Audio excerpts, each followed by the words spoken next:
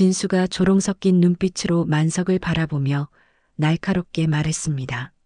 배달이요? 연금으로는 안 되나 봐요. 체면이 있지. 쪽팔리게. 만석은 쓴웃음을 지으며 대답했다. 이 옷이 나를 우습게 만들었나 보군. 면접실 문이 열리자 진수가 놀라며 외쳤다. 장인 어른? 자네는 여기 지원조차 안 되는 사람이야. 만석의 목소리는 차갑고 단호했습니다.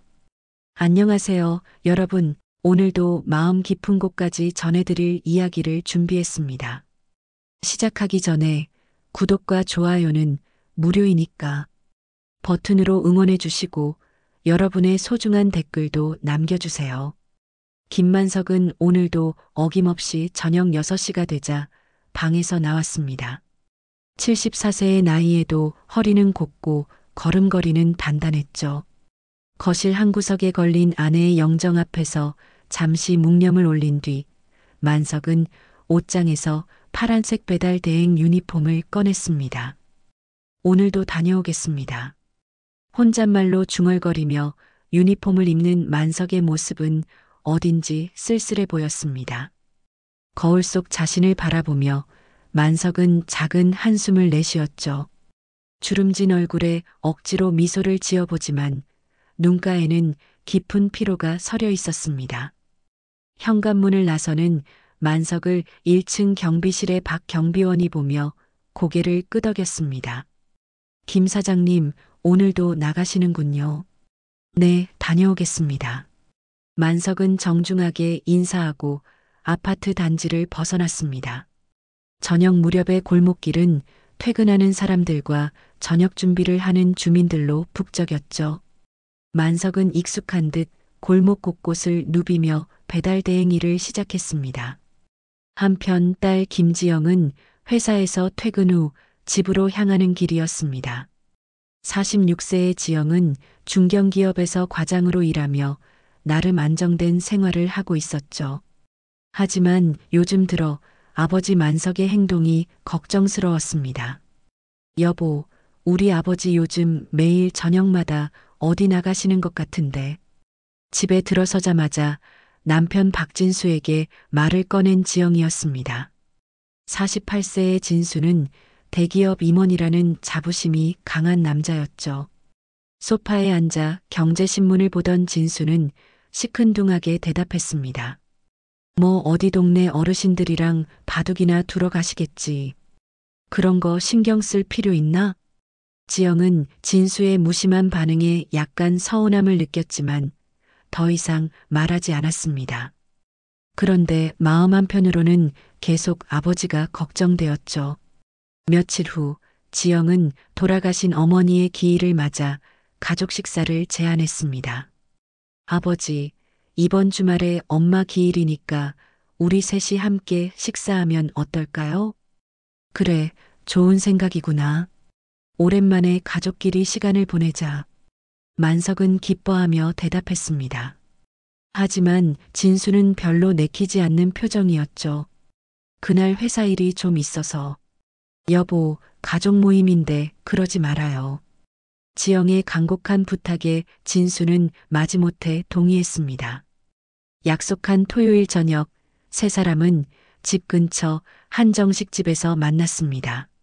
만석은 평소보다 일찍 나가서 배달 일을 마치고 왔지만 여전히 몸에서는 바깥 활동의 냄새가 났죠. 지영은 반갑게 아버지를 맞았지만 진수는 어색하게 인사만 했습니다. 아버지, 요즘 어떻게 지내세요? 건강은 괜찮으시고? 아, 나야 뭐. 별일 없이 잘 지내고 있어. 만석은 웃으며 대답했지만 진수는 만석의 손톱 사이에 낀 때와 약간 거친 손을 보며 눈살을 찌푸렸습니다. 식사가 시작되자 지영은 어머니 이야기를 꺼내며 화기애애한 분위기를 만들려 했죠. 엄마가 살아계셨다면 아버지 혼자 두지 않으셨을 텐데. 괜찮다, 괜찮아. 아버지는 잘 지내고 있으니까 걱정하지 마라. 그때 진수가 조롱 섞인 눈빛으로 만석을 바라보며 말했습니다. 아버님, 요즘 뭐하고 지내세요? 연금만으로는 생활이 빠듯하시죠? 갑작스러운 질문에 만석은 잠시 당황했지만 차분하게 대답했습니다. 뭐 이것저것 하고 있어. 혹시 배달 같은 일하고 계신 건 아니죠? 진수의 직설적인 질문에 식탁의 공기가 순간 차가워졌습니다. 지영은 깜짝 놀라며 남편을 바라봤죠. 여보, 왜 그런 말을? 아니, 그냥 궁금해서요. 요즘 어르신들도 생활비 벌려고 배달 일 많이 하신다잖아요. 만석은 잠시 침묵하다가 쓴웃음을 지으며 대답했습니다. 그래, 배달 일하고 있어. 진수의 얼굴에 예상했던 대로라는 표정이 스쳤습니다. 그리고 조금 더 날카로운 톤으로 말했죠. 배달이요? 연금으로는 안 되나 봐요. 체면이 있지. 여보. 지영이 황급히 말렸지만 진수는 계속했습니다. 아니, 그게 나쁘다는 게 아니라 아버님 나이에 그런 일을 하시면 좀. 만석은 여전히 미소를 지으며 말했습니다. 젊은 친구들한테 일자리라도 하나 양보하면 좋겠지만 나도 할 일이 있어서 말이야.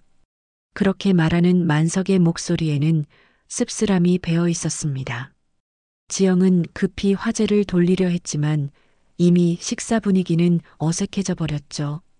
집으로 돌아가는 길, 만석은 혼자 걸으며 진수의 말을 되새겼습니다. 체면이 있지라는 말이 계속 귓가에 맴돌았죠.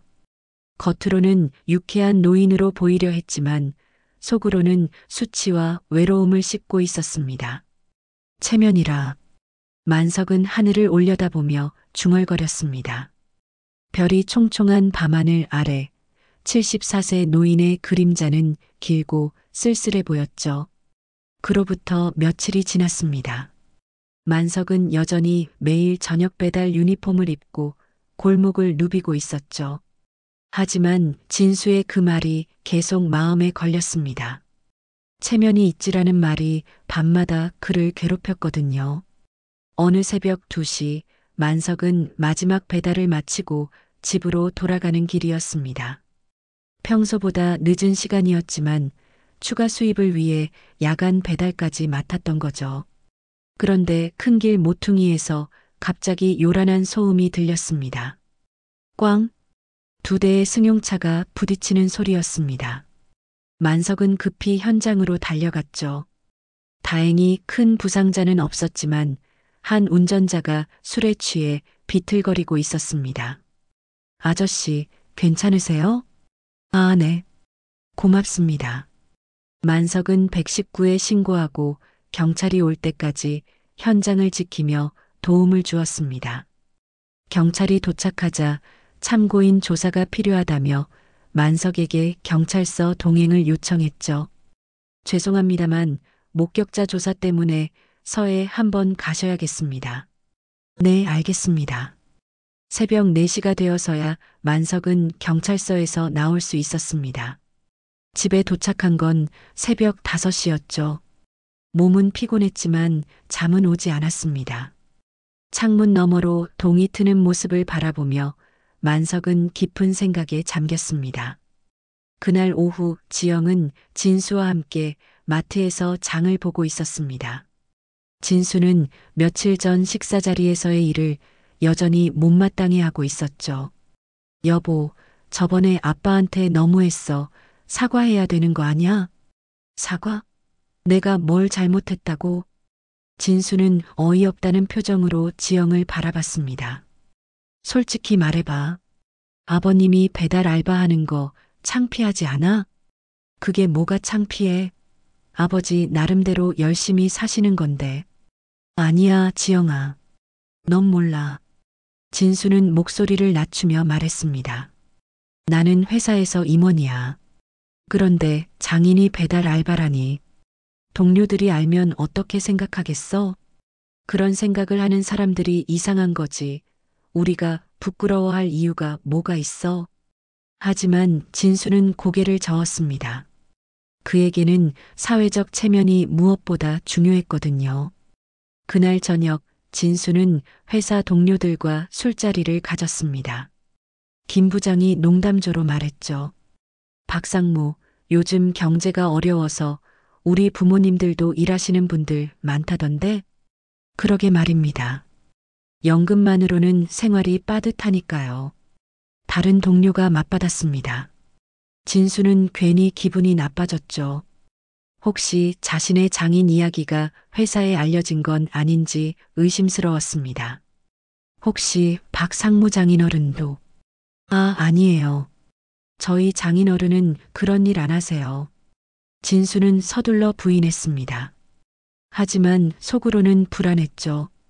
만약 동료들이 만석의 배달 일을 알게 된다면 어떻게 될까 하는 걱정이 들었습니다. 집에 돌아온 진수는 지영에게 화를 냈습니다. 아버님 때문에 회사에서 체면이 말이 아니야. 무슨 소리야? 아버지가 뭘 잘못했다고? 사위가 대기업 임원인데 장인이 배달 알바라니. 생각해봐. 얼마나 창피한 일이야. 지영은 진수의 말에 화가 났습니다. 여보, 그런 식으로 생각하는 게 잘못된 거야. 아버지는 나쁜 일 하시는 것도 아니고 열심히 일하시는 건데 왜 그렇게 말해? 넌 정말 모르는구나. 사회생활이 뭔지. 진수는 목소리를 높였습니다. 내가 회사에서 어떤 위치에 있는지 알아? 그런데 장인이 배달 알바면 내 신용도에 문제가 생길 수 있다고. 신용도? 그게 무슨 상관이야? 상관 있어. 임원이면 가족 배경도 중요한 거라고. 아버님이 좀 그만하시면 좋잖아. 쪽팔리게. 지영은 진수의 말에 할 말을 잃었습니다. 이런 남편의 모습을 본 적이 없었거든요. 여보, 정말 그렇게 생각해? 아버지를 그렇게 생각한다고? 생각이 아니라 현실이야. 아버님도 이해하실 거야. 그날 밤 만석은 늦은 시간에 집에 돌아왔습니다. 몸은 지쳤지만 마음은 더 무거웠죠. 거실에 앉아 혼자 소주 한 병을 꺼냈습니다. 여보, 나 뭔가 잘못 살고 있는 건 아닐까요? 아내의 영정을 바라보며 만석은 중얼거렸습니다. 사위가 나를 그렇게 보는구나. 체면 없는 늙은이로. 소주잔을 기울이며 만석은 쓴웃음을 지었습니다. 74년을 살아오면서 이렇게 자존심이 상한 적이 없었거든요. 하지만 딸과 사위 사이를 벌려놓고 싶지는 않았습니다. 그래도 참아야지. 지영이를 위해서라도. 만석은 소주를 다 마시고 방으로 들어갔습니다. 하지만 잠은 쉽게 오지 않았죠. 천장을 바라보며 만석은 생각했습니다. 정말 자신이 하고 있는 일이 창피한 일일까요? 가족에게 부담을 주는 일일까요? 새벽이 되어서야 만석은 깊은 잠에 들었습니다.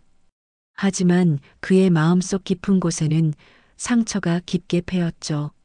아직 진수도 지영도 모르는 진실이 있다는 것을, 그리고 그 진실이 곧 드러날 거라는 것을 만석만이 알고 있었습니다. 그로부터 일주일 후 진수는 회사에서 충격적인 소식을 들었습니다. 구조조정으로 인해 몇몇 임원들이 명예퇴직을 권유받게 되었고 그 명단에 진수의 이름도 포함되어 있었거든요. 박 상무님 죄송합니다. 회사 사정이 어려워져서. 인사팀장의 말에 진수는 멍하니 앉아있을 수밖에 없었습니다. 15년간 다녔던 회사에서 이런 통보를 받을 줄은 꿈에도 몰랐거든요. 언제까지 정리해야 하나요? 이번 달 말까지입니다. 퇴직금은 규정에 따라 지급해드리겠습니다. 진수는 허탈한 마음으로 집에 돌아왔습니다. 지영에게 이 사실을 어떻게 말해야 할지 막막했죠. 그동안 대기업 임원이라는 자부심으로 살아왔는데 갑자기 무직이 되어버린 거였습니다. 여보, 왜 그렇게 안 좋아 보여? 아니야. 회사 일이 좀 복잡해서. 진수는 당장 지영에게 말할 용기가 없었습니다. 며칠 더 시간을 두고 생각해 보기로 했죠. 그 다음 날부터 진수는 본격적으로 재취업 준비를 시작했습니다. 이력서를 다시 정리하고 여러 기업에 지원서를 넣기 시작했거든요. 하지만 48세의 나이에 임원급 자리를 찾기는 쉽지 않았습니다. 삼성전자 불합격, LG전자도 불합격. 연달아 들려오는 탈락 소식에 진수는 점점 초조해졌습니다. 퇴직금으로 당분간은 버틸 수 있지만 빨리 새 직장을 구해야 했거든요. 한 달 후 진수는 헤드헌터로부터 연락을 받았습니다. 박상무님, 새우정밀이라는 회사에서 임원을 모집하고 있습니다. 한번 지원해 보시겠습니까? 새우정밀이요? 어떤 회사인가요? 금형과 정밀 부품을 다루는 중견기업입니다. 최근에 매출이 급성장하고 있어서 임원진을 확충하려고 하거든요. 진수는 관심이 생겼습니다. 비록 대기업은 아니지만 성장하는 기업이라면 기회가 될 수 있겠다고 생각했거든요. 연봉은 어느 정도인가요? 현재 받으시던 수준과 비슷할 겁니다. 게다가 스톡 옵션도 있고요. 진수는 이 기회를 놓치고 싶지 않았습니다. 이력서를 보내고 면접 일정을 잡았죠. 면접 당일 진수는 정장을 말끔히 차려입고 새우정밀 본사를 찾았습니다. 건물은 생각보다 현대적이고 규모도 제법 컸죠. 로비에서 대기하며 진수는 이 회사에 대해 더 알아보려고 스마트폰을 검색했습니다. 새우정밀. 창립 30년, 최근 5년간 매출 300% 성장. 검색 결과를 보니 정말 성장하는 기업이 맞는 것 같았습니다. 진수는 자신감을 얻었죠. 박진수 상무님, 면접실로 안내해 드리겠습니다. 직원의 안내를 받아 면접실로 향하는 진수의 걸음은 가벼웠습니다. 하지만 회사 분위기는 생각보다 엄격해 보였죠. 지나가는 직원들의 표정도 진지했고 복장도 단정했습니다. 여기 직원들 분위기가 꽤 엄격하네요. 저희 회장님께서 워낙 원칙을 중시하셔서 그렇습니다. 안내 직원의 말에 진수는 고개를 끄덕였습니다. 원칙을 중시하는 회사라면 오히려 좋은 거라고 생각했거든요. 면접실에 들어가자 3명의 면접관이 앉아 있었습니다. 전무, 상무, 그리고 인사 담당 이사였죠. 안녕하십니까? 박진수입니다. 네, 앉으십시오. 면접은 순조롭게 진행되었습니다. 진수의 경력과 능력에 대해 긍정적인 반응을 보였거든요. 저희 회사 분위기에 잘 적응하실 수 있겠습니까? 물론입니다. 저는 어떤 환경에서든 적응을 잘하는 편입니다. 그렇다면 마지막으로 회장님과 면담을 하시면 됩니다. 회장님과 직접 면담을 하나요? 네, 저희 회장님께서는 모든 임원 채용에 직접 관여하십니다. 진수는 약간 부담스러웠지만 그만큼 신중하게 사람을 뽑는다는 의미로 받아들였습니다.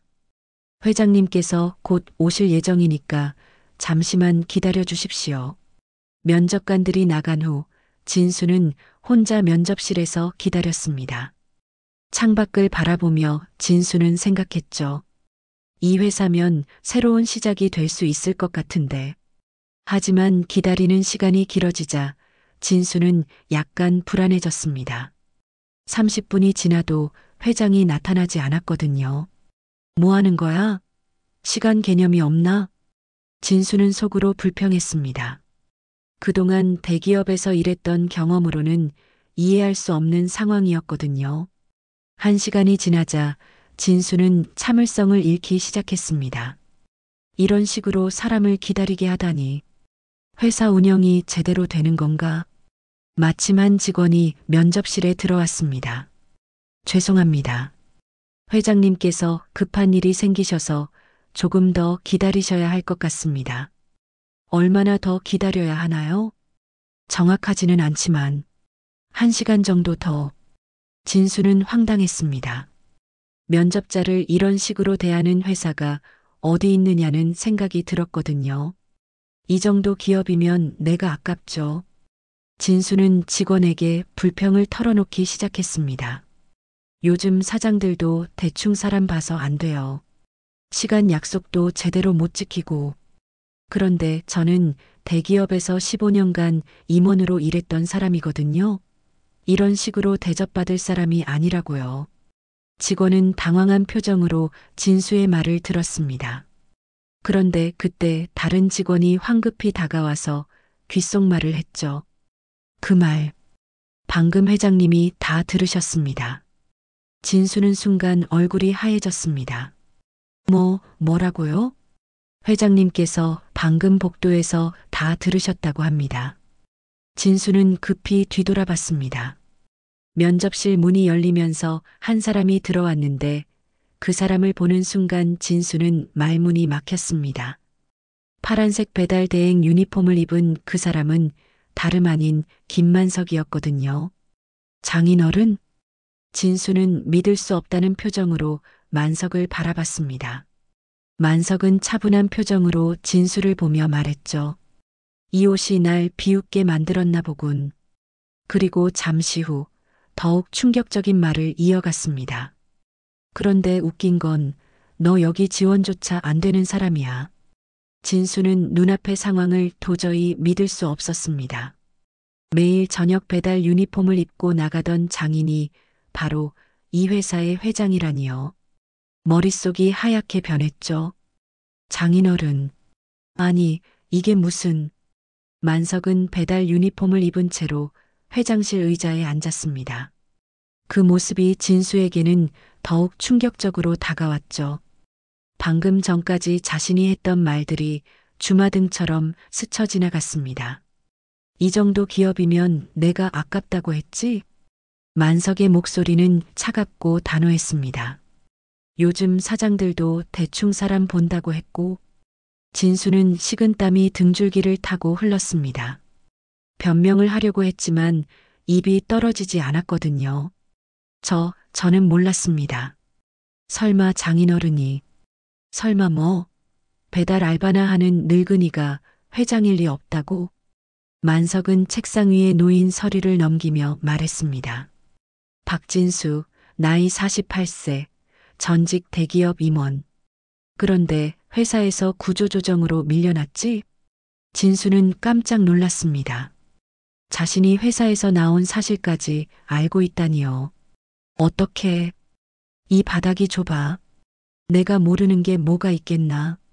만석은 진수의 이력서를 들어보였습니다.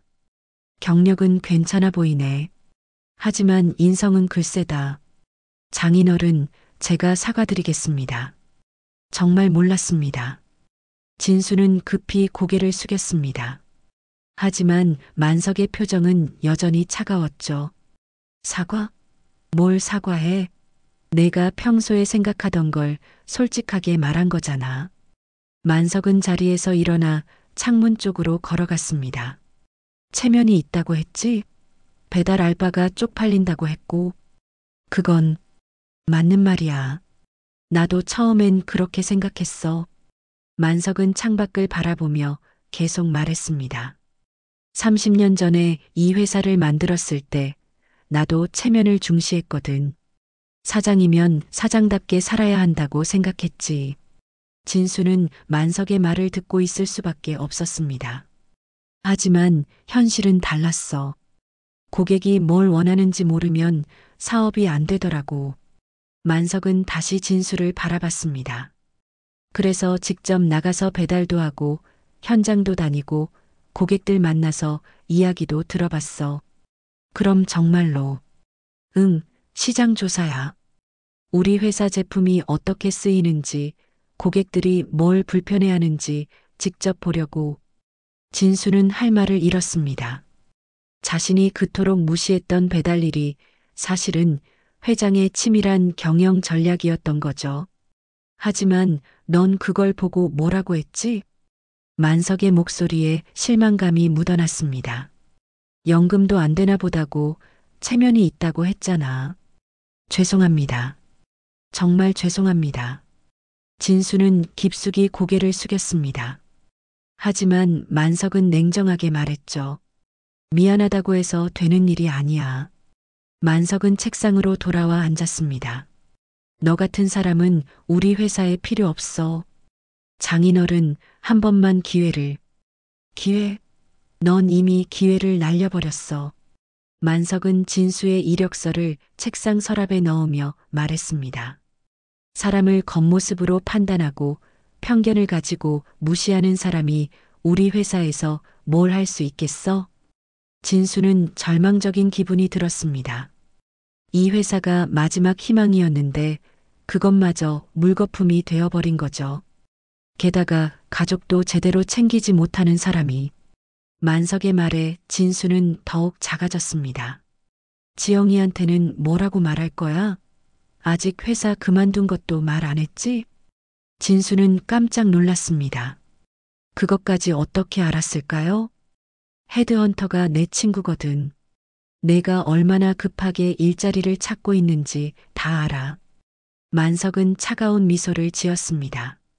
대기업 임원이라고 거들먹거리더니 결국 이 모양이네. 제발 나가. 만석의 단호한 말에 진수는 더 이상 할 말이 없었습니다. 너 같은 놈은 아무리 스펙이 좋아도 인성이 불량이면 내 회사에서 안 뽑는다. 진수는 비틀거리며 면접실을 나왔습니다. 복도를 걸으며 직원들의 시선을 받는 것이 부끄러웠죠. 모든 직원들이 자신이 회장에게 거절당했다는 것을 알고 있는 것 같았습니다. 회사를 나와 진수는 지영에게 전화를 걸었습니다. 여보, 나 좀 이상한 일이 생겼어. 무슨 일이야?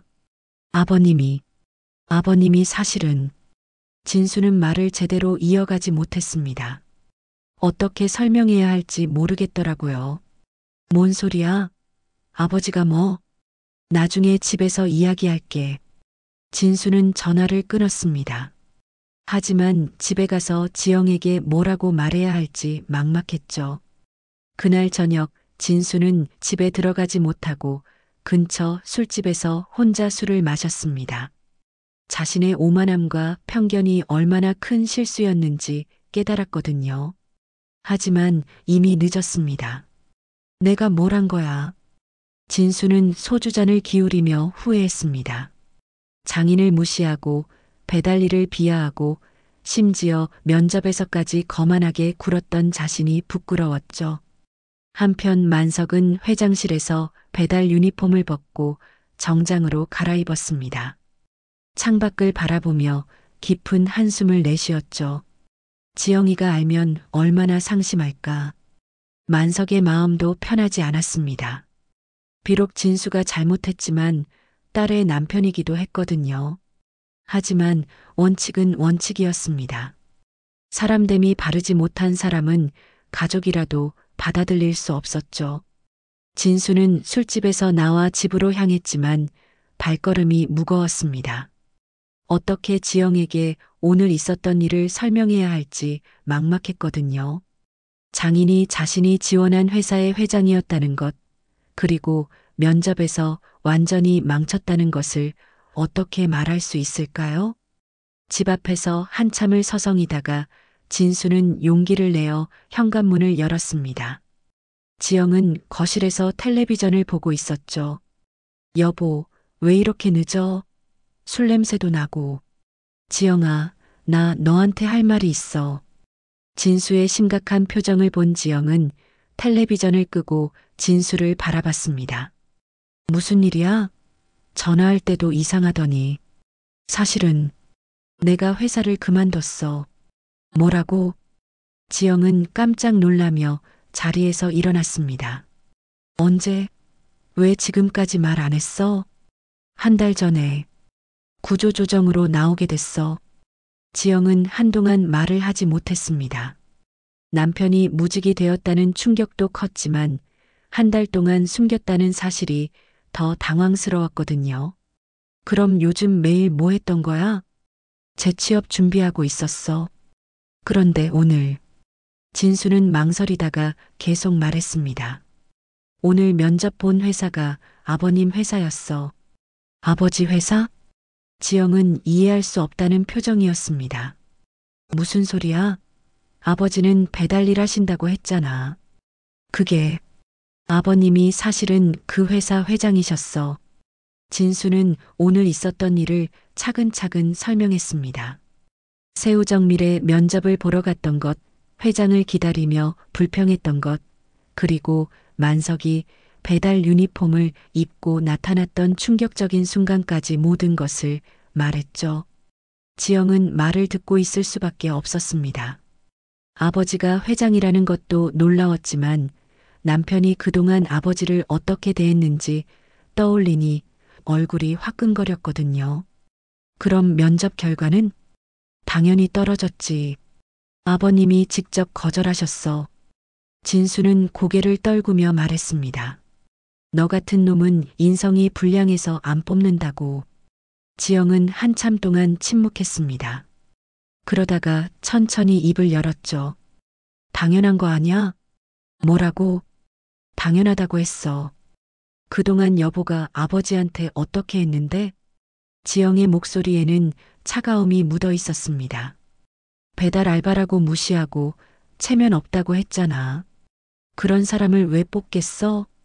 지영아, 나도 몰랐잖아.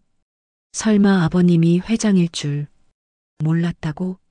그게 중요한 거야? 지영은 목소리를 높였습니다.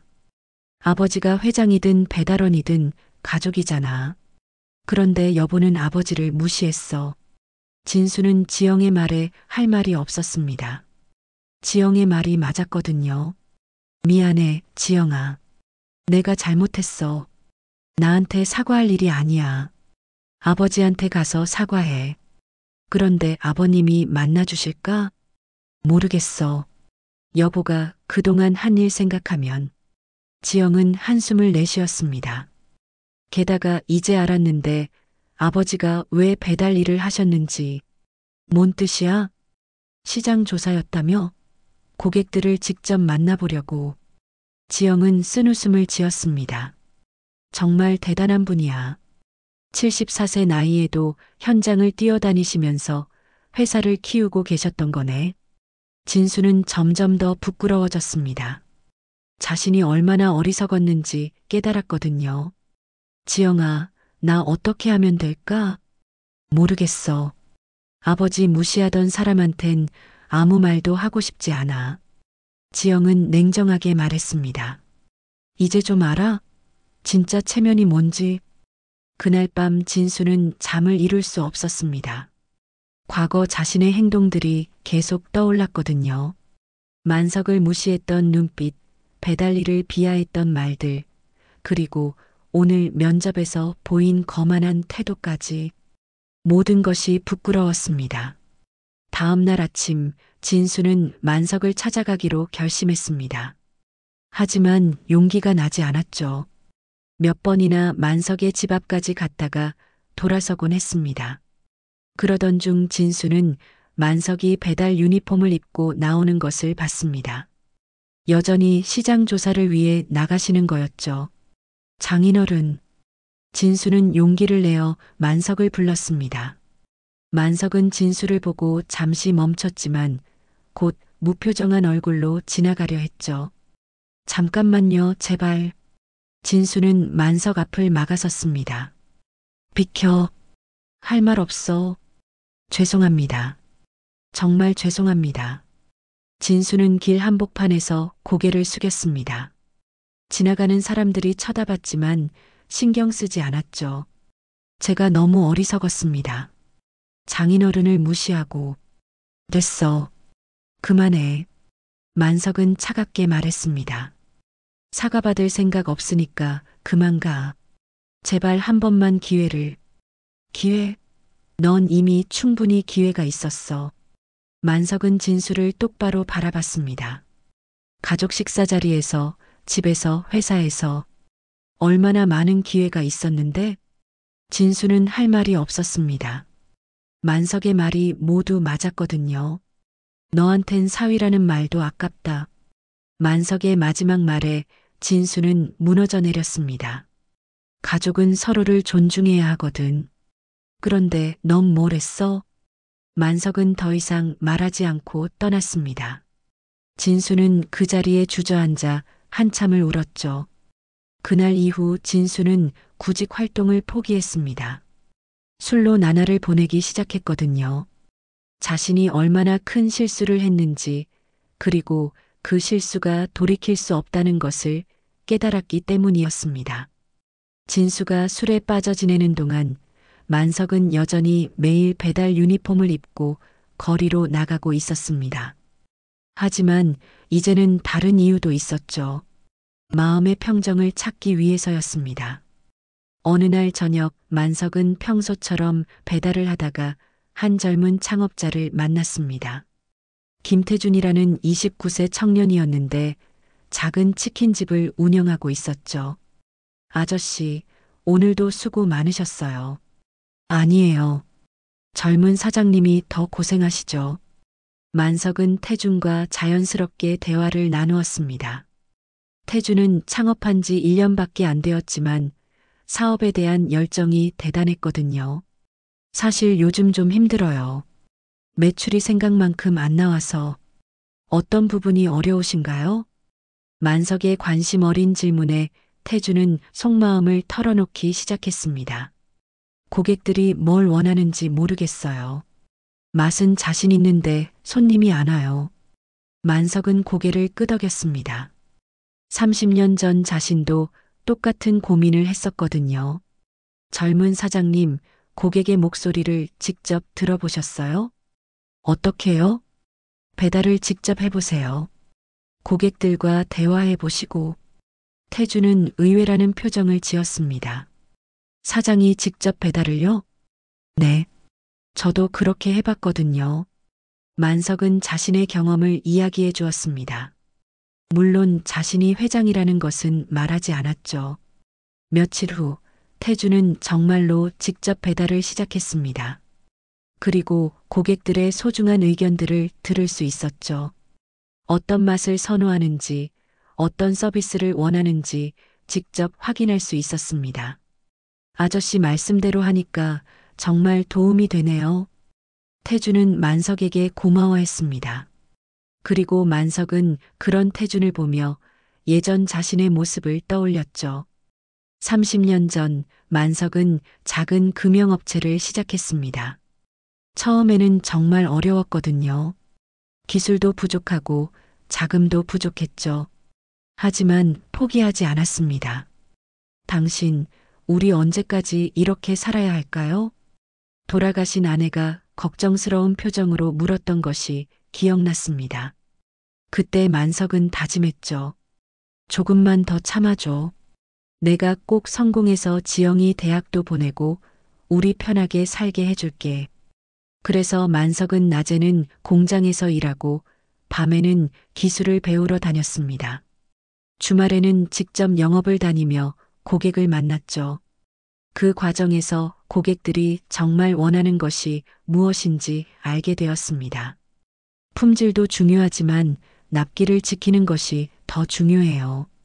가격보다는 신뢰성이 중요합니다. 고객들의 목소리를 듣고 만석은 회사 운영 방식을 바꿨습니다. 무조건 싸게 만드는 것이 아니라 고객이 원하는 품질과 서비스를 제공하는 것에 집중했죠.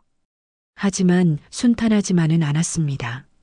10년 전 큰 사기를 당해서 회사가 거의 망할 뻔한 적도 있었거든요. 사장님, 거래처에서 돈을 안 줘요. 부도가 났대요. 직원의 말에 만석은 충격을 받았습니다. 몇 개월치 매출이 한 번에 날아간 거였죠.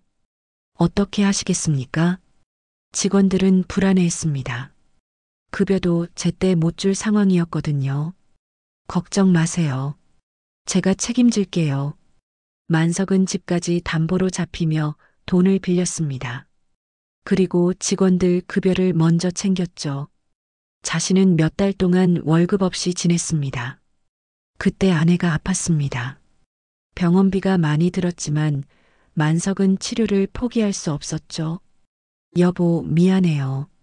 내가 돈을 더 벌었어야 했는데. 무슨 소리야? 당신 덕분에 지영이가 좋은 회사 다니고 있잖아. 아내는 끝까지 만석을 격려해 주었습니다. 하지만 결국 세상을 떠났죠. 아내가 돌아가신 후 만석은 더욱 열심히 일했습니다. 슬픔을 잊기 위해서이기도 했지만 아내와의 약속을 지키기 위해서였죠. 지영이 잘 키우고 회사도 키워서 많은 사람들에게 도움이 되자. 그렇게 만석은 다시 현장으로 나갔습니다. 고객들을 직접 만나고 그들의 이야기를 들었죠. 새로운 기술도 배우고 젊은 직원들과도 소통했습니다. 회장님, 직접 나가실 필요 없으신데. 아니야. 현장을 모르면 경영할 수 없어. 임원들은 이해하지 못했지만 만석은 계속했습니다. 그 결과 회사는 다시 성장하기 시작했죠. 최근 5년 동안 매출이 300% 성장한 것도 바로 이런 노력의 결과였습니다. 만석이 직접 현장에서 얻은 정보들이 회사 발전의 원동력이 되었거든요.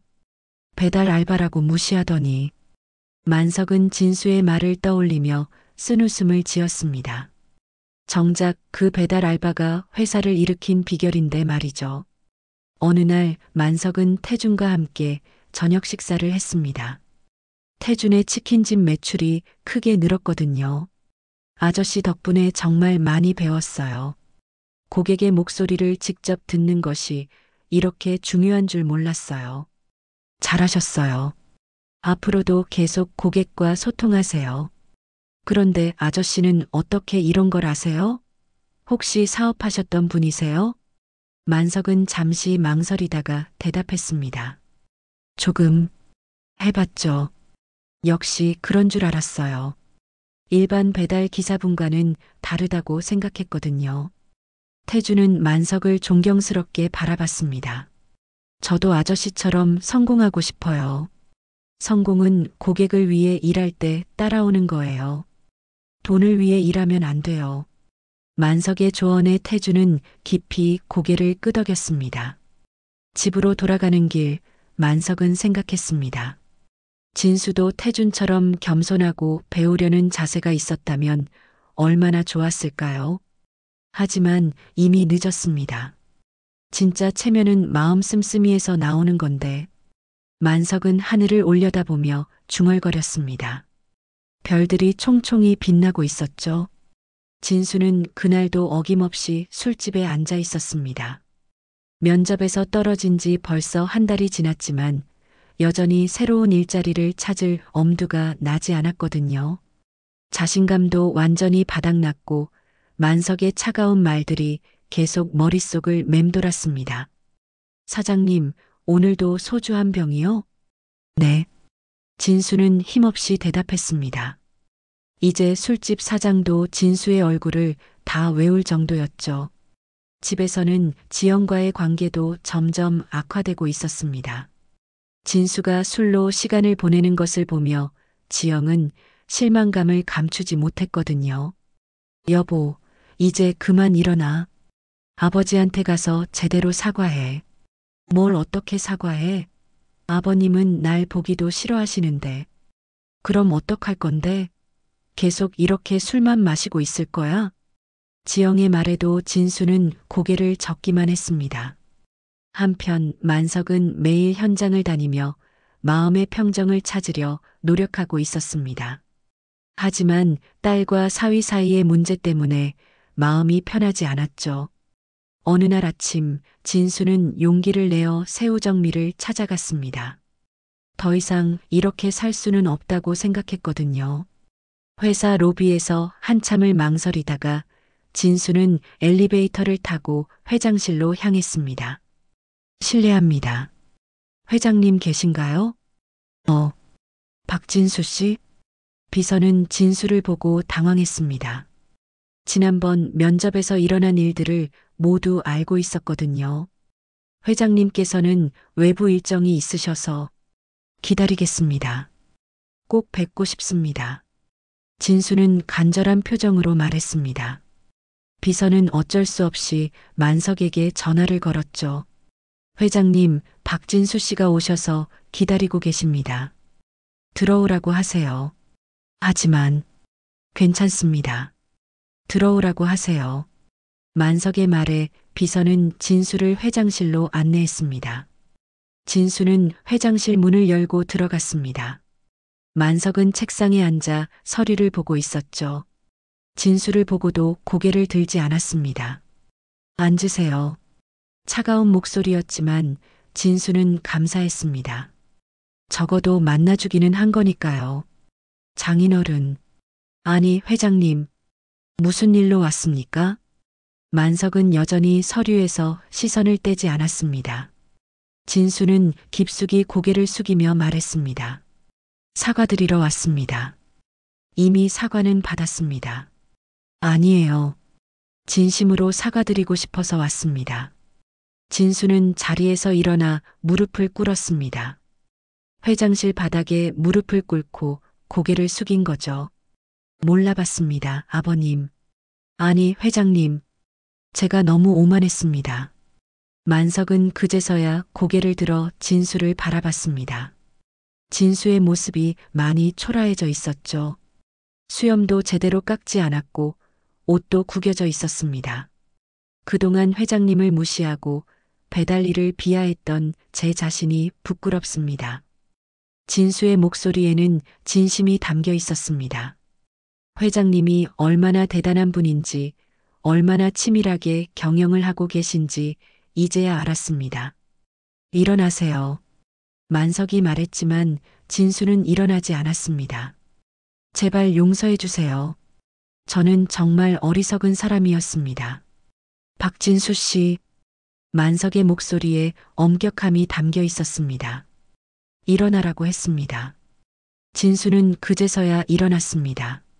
하지만 여전히 고개는 숙이고 있었죠. 앉으세요. 진수는 의자에 앉았습니다. 만석은 진수를 잠시 바라보다가 입을 열었습니다. 지영이는 어떻게 지내고 있습니까? 죄송합니다. 지영이 일까지 심려를 끼쳐드렸습니다. 제가 묻는 건 그게 아닙니다. 만석의 목소리가 더욱 차가워졌습니다. 지영이가 당신 때문에 얼마나 힘들어하는지 아십니까? 진수는 할 말이 없었습니다. 요즘 지영이 얼마나 힘들어하는지 잘 알고 있었거든요. 당신이 술만 마시고 있으니까 지영이가 혼자서 모든 걸 감당하고 있어요. 만석의 말에 진수는 더욱 고개를 숙였습니다. 정말 죄송합니다. 저한테 사과할 일이 아니에요. 지영이한테 사과하세요. 하지만 회장님께도. 됐습니다. 만석은 단호하게 말했습니다. 당신이 저를 어떻게 생각하든 상관없어요. 하지만 지영이를 힘들게 하는 건 용서할 수 없습니다. 진수는 만석의 말에 가슴이 찔렸습니다. 자신이 얼마나 이기적이었는지 깨달았거든요. 너한텐 사위라는 말도 아깝다고 했죠. 만석은 차갑게 말했습니다. 지금도 그 생각에는 변함이 없습니다. 회장님, 가족은 서로를 존중해야 한다고 했습니다. 그런데 당신은 뭘 했습니까? 만석은 자리에서 일어났습니다. 저를 무시한 것보다 지영이를 힘들게 하는 게 더 큰 문제입니다. 진수는 눈물이 났습니다. 만석의 말이 모두 맞았거든요. 이제 가세요. 그리고 지영이한테 잘하세요. 회장님, 제발. 더 이상 할 말 없습니다. 만석은 등을 돌렸습니다. 진수는 더 이상 할 말이 없었죠. 진수는 비틀거리며 회장실을 나왔습니다. 엘리베이터 안에서 한참을 울었습니다. 자신이 얼마나 큰 실수를 했는지, 그리고 그 실수가 돌이킬 수 없다는 것을 완전히 깨달았거든요. 집으로 돌아가는 길, 진수는 생각했습니다. 이제라도 지영에게 잘해야겠다고. 더 이상 술로 현실을 도피하면 안 된다고. 하지만 마음 한편으로는 절망감도 컸습니다. 만석의 용서를 받기는 정말 어려울 것 같았거든요. 그리고 그것이 지영과의 관계에도 영향을 미칠 것 같았습니다. 그로부터 3달이 흘렀습니다. 계절은 어느덧 겨울로 접어들었고 세상은 많이 달라져 있었죠. 진수는 여전히 집에서 술로 하루하루를 보내고 있었습니다. 만석을 찾아가 무릎 꿇고 사과했던 그날 이후 오히려 더 깊은 절망에 빠져버린 거였죠. 구직 활동은 완전히 포기한 상태였고 지영과의 관계도 회복되지 않고 있었습니다. 여보, 정말 이제 그만해. 이렇게 사는 게 사는 거야? 지영이 진수를 깨우며 말했습니다. 하지만 진수는 고개도 들지 않았죠. 내가 뭘 해도 소용없어. 아버님은 날 용서 안 하실 거야. 그럼 어떡할 건데? 평생 이렇게 살 거야? 모르겠어. 지영은 이런 남편을 보며 실망감을 감출 수 없었습니다. 그리고 결국 중요한 결정을 내렸죠. 여보, 나 친정에 가서 좀 있을게. 뭐라고? 당분간 떨어져 있자. 당신도 정신 좀 차리고. 지영은 짐을 챙겨 진수를 떠났습니다. 진수는 혼자 남겨진 집에서 더욱 깊은 절망에 빠졌죠. 한편 만석은 여전히 매일 배달 유니폼을 입고 현장을 다니고 있었습니다. 하지만 예전보다 더 많은 의미를 찾고 있었죠. 젊은 창업자들을 만나 조언을 해주고 직원들과 소통하며 회사를 이끌어가고 있었습니다. 어느 날 만석은 방송국에서 연락을 받았습니다. 저희가 성공한 기업인들의 특별한 경영 철학을 다루는 다큐멘터리를 제작 중입니다. 새우정밀 회장님의 이야기를 담고 싶은데요. 제 이야기요? 네, 회장님께서 직접 배달 일을 하시면서 고객과 소통한다는 이야기가 업계에서 화제거든요. 만석은 잠시 망설였지만 결국 동의했습니다. 자신의 경영 철학을 더 많은 사람들과 나누고 싶었거든요. 며칠 후 방송 촬영이 시작되었습니다. 만석은 배달 유니폼을 입고 직접 배달하는 모습부터 회장실에서 경영회의를 하는 모습까지 카메라에 담았죠. 회장님, 왜 직접 배달 일을 하시게 된 건가요? 고객의 목소리를 직접 들어야 좋은 제품을 만들 수 있거든요. 사무실에 앉아서는 절대 알 수 없는 것들이 있어요. 만석의 진솔한 대답에 제작진들은 감동했습니다. 74세 나이에도 현장을 뛰시는 이유가 있나요? 나이는 숫자일 뿐이에요. 중요한 건 얼마나 열정적으로 사는가죠. 촬영이 끝난 후 제작진 중 한 명이 만석에게 물었습니다. 회장님, 가족분들은 뭐라고 하시나요? 이런 모습 보시면. 만석은 잠시 침묵했습니다. 딸과 사위 이야기를 떠올린 거죠. 가족이라는 건 서로를 있는 그대로 인정해주는 거라고 생각해요. 어떤 의미인가요? 겉모습이 아니라 마음을 봐야 한다는 뜻이에요. 한 달 후 다큐멘터리가 방송되었습니다. 배달하는 회장님이라는 제목으로 방영된 프로그램은 큰 화제를 불러일으켰죠. 74세 회장이 직접 배달? 정말 대단하네요. 겸손한 리더십의 표본이다. 저런 분이 진짜 성공한 기업인이지. 시청자들의 반응은 폭발적이었습니다. 만석의 경영 철학과 인생 이야기는 많은 사람들에게 감동을 주었거든요. 방송을 본 태준도 만석에게 연락했습니다. 아저씨, 방송 봤어요. 정말 대단하세요. 뭐가 대단해요. 그냥 제가 해야 할 일을 한 것뿐이에요. 아저씨 덕분에 제가 많이 성장할 수 있었어요. 정말 고맙습니다. 태준의 치킨집은 이제 지역에서 가장 유명한 맛집이 되어 있었습니다. 직접 고객과 소통한 결과였죠. 한편 진수도 우연히 그 방송을 보게 되었습니다. 술에 취해 채널을 돌리다가 만석의 모습을 본 거였죠. 회장님, 배달 일을 하시면서 가장 기억에 남는 순간이 있나요? 모든 순간이 소중하지만 특히 젊은 창업자들과 만날 때가 좋아요.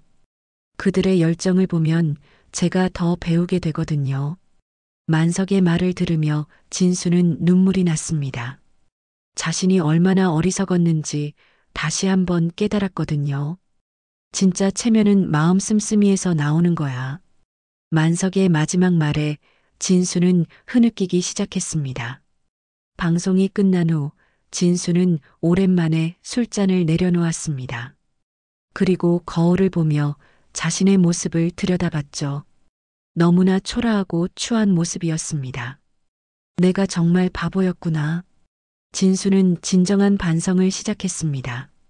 만석을 무시했던 것, 지영을 힘들게 했던 것, 그리고 자신의 오만함을 인정했죠. 며칠 후 만석은 또 다른 젊은 창업자들과 식사 자리를 가졌습니다. 이제는 정기적으로 이런 모임을 갖고 있었거든요. 회장님, 오늘도 좋은 말씀 감사합니다. 아니에요.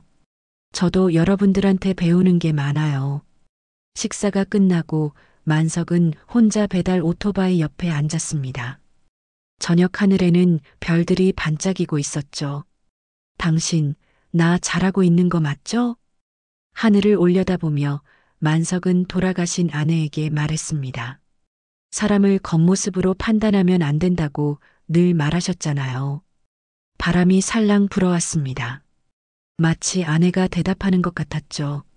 진짜 체면은 마음 씀씀이에서 나오는 거야. 만석은 조용히 중얼거렸습니다. 그 말 속에는 30년간 사업을 하며 깨달은 모든 지혜가 담겨 있었죠. 멀리서 진수가 만석을 바라보고 있었습니다. 다가가고 싶었지만 용기가 나지 않았죠. 하지만 만석의 그 모습을 보며 진수는 다짐했습니다. 언젠가는 진정한 사과를 하고 진짜 가족이 되어야겠다고. 하늘의 별들이 더욱 밝게 빛나고 있었습니다. 새로운 시작을 알리는 것처럼 말이죠.